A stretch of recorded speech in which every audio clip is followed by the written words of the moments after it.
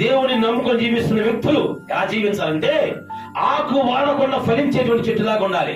ఎప్పటికప్పుడు వారు ఫలిస్తూ ఫలింపులోనే జీవించే విధంగా ఉండాలి.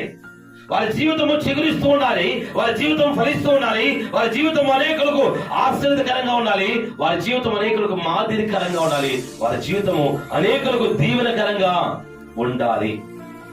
అతడు నీటి కాలువల యోరను నాటబడినదై, అంటే దేవుడు వాక్యం ద్వారా మనతో ఏం మాట్లాడుతాడంటే, నీటి కాలువల యోరను నాటబడిన మొక్క అది పెరిగి ఎదిగి ఫలింపులోకి వస్తుంది, వృద్ధిలోకి వస్తుంది. అది ఎప్పటికప్పుడు అది ఫలిస్తూనే ఉంటుంది. ఎప్పుడు అంటే నీటి కాలువల యోరను నాటబడినప్పుడు.